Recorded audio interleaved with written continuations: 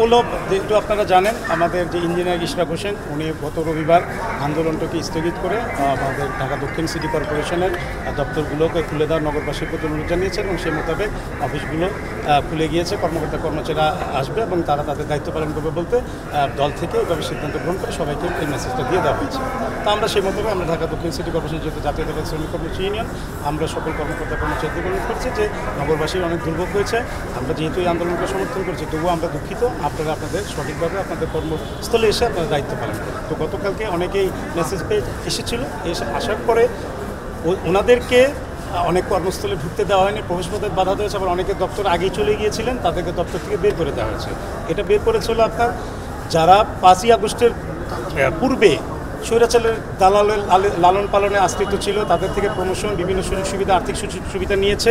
5ই আগস্টের পরে ছাত্র বিপ্লবের গণঅভ্যুত্থানের পরে তারা একটি বিএনপির নামধারী 9356 সংগঠনের কমিটি দেখিয়ে তারা এখন জাতীয়তাবাদী চেতনাকে ধরে তারা ঢাকা দক্ষিণ সিটি কর্পোরেশনের অরাজক পরিস্থিতি সৃষ্টি করে আসছে। আমরা দীর্ঘদিন ধরে দেখেছি, আমরা তাদেরকে বোঝানোর চেষ্টা করেছি যে ঢাকা দক্ষিণ সিটি কর্পোরেশনের নাগরিক সেবামূলক প্রতিষ্ঠান, এখানে কোনো প্রকার চাঁদাবাজি, বিশৃঙ্খলতা, বদলি বাণিজ্য, দখল এগুলো চলবে না। আপনারা এগুলো অবিলম্বে বন্ধ করে দিন। আমরা দলীয় হাইকমান্ডের কাছে আমরা বলেছি, জানিয়েছি আপনারা কিন্তু শাস্তির সম্মুখীন হবেন।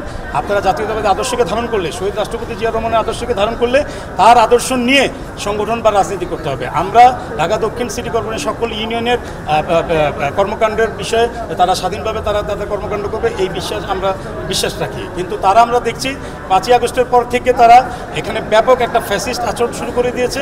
বিভিন্ন কর্মকর্তা কর্মচারীদের যারা একদমই সাধারণ, তারা কোনো সংগঠনের সাথে সম্পৃক্ত নয়, তাদেরকে আওয়ামী লীগের ট্যাগ দিয়ে বিভিন্নভাবে চাঁদাবাজি নেওয়া হচ্ছে। তারা চাঁদা না দিলে তাদেরকে অফিস করতে দেওয়া হবে না, তাদের হুমকি দেওয়া হচ্ছে, তাদের প্রাণনাশ, তাদের বিরুদ্ধে মামলা দিবে, ছাত্র হত্যা, বিভিন্ন ধরনের মিথ্যা মামলা দিয়ে তাদেরকে হয়রানি করবে। এই ধরনের কর্মকাণ্ড করে আসছে। বিগত যে প্রশাসন ছিলেন, প্রশাসক মহোদয় ছিলেন নজরুল ইসলাম স্যার এবং আমাদের সাবেক প্রধান নির্বাহী কর্মকর্তা সচিব মহোদয় বসুলকে, তাদেরকে আমরা জানিয়েছি। এখন তারা ব্যাপারটা হলো একটি গণঅভ্যুত্থানের পরে আপনারা জানেন প্রশাসন একটা বিশৃঙ্খলা এবং প্রশাসন একটু দুর্বলতার মধ্যে দিয়ে তারা কাজ করছে, স্ট্রংলি তারা এই মুভমেন্ট করছে না, যার কারণে তারা সেই সুযোগটা নিয়ে একটা মব সৃষ্টি করে ঢাকা দক্ষিণ সিটি কর্পোরেশনের একটা আতঙ্ক সৃষ্টি করে কর্মকর্তা কর্মচারীদেরকে দায়িত্ব পালনের সুযোগ দিচ্ছে না। গতকালকে আমরা এই বিষয়ে বিভিন্ন গণমাধ্যম কর্মীদেরকে আমরা জানিয়েছি, ভাই এই অবস্থা ঢাকা দক্ষিণ সিটি খুলে দেওয়ার পরেও তারা কর্মকাণ্ড করতে পারছে না, আপনারা একটু এই বিষয়গুলো দেখেন, ঢাকাবাসীকে নগরবাসীকে জানান।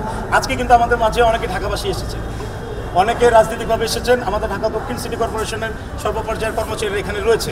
আমরা চাচ্ছি আমাদের মেসেজটা আপনাদের মাধ্যমে, আপনারা গণমাধ্যম কর্মী, আপনাদের প্রতি বিনীত অনুরোধ থাকবে ঢাকা দক্ষিণ সিটি কর্পোরেশনে কোনো বিশৃঙ্খলা যেন না হয়, ঢাকা দক্ষিণ সিটি কর্পোরেশনের কর্মকর্তা কর্মচারীদের যেন কোনো প্রকার আতঙ্কে না থাকে। যাদের বিরুদ্ধে কোনো দুর্নীতি অনিয়ম বা থাকবে সেটা প্রশাসনিকভাবে তাদের বিরুদ্ধে ব্যবস্থা গ্রহণ করবে। কিন্তু আমি বা আমরা বা অন্যরা যারা এই জাতীয়তাবাদের নাম ভেঙে বিএনপি নব্যধারী ফ্যাসিস্ট তারা যদি এই ধরনের কর্মকাণ্ড করে, তাহলে আমরা ঢাকা দক্ষিণ সিটি কর্পোরেশনে ঢাকাবাসীকে নিয়ে, ঢাকা দক্ষিণ সিটি কর্পোরেশনের সর্বপর্যায়ের কর্মকর্তা কর্মচারীকে নিয়ে আমরা প্রতিরোধ করে তুলব এবং এই মুহূর্তে চাঁদাবাজ নব্য ফ্যাসিস্টদের বিরুদ্ধে বৃহত্তর আন্দোলনের ঘোষণা দিচ্ছি। এরা ঢাকা দক্ষিণ সিটি কর্পোরেশনে কোনো প্রকার কর্মকাণ্ড করতে পারবে না এবং আমরা আজকে ঢাকা দক্ষিণ সিটি কর্পোরেশনের সন্ত্রাস, চাঁদাবাজ, দুর্নীতি, অনিয়মের উন্মুক্তর ঘোষণা দিচ্ছি। ঢাকা দক্ষিণ সরকারের নাগরিক সেবামূলক প্রতিষ্ঠান হিসাবেই কাজ করবে এবং আমরা সর্বাত্মক প্রশাসনকে সহযোগিতা করব এবং আমরা সরকারের কর্মচারী যে চাকরি বিধিমালা রয়েছে সেই চাকরি বিধিমালা অনুযায়ী আমরা দায়িত্ব পালনের জন্য আমরা সচেষ্ট থাকবো।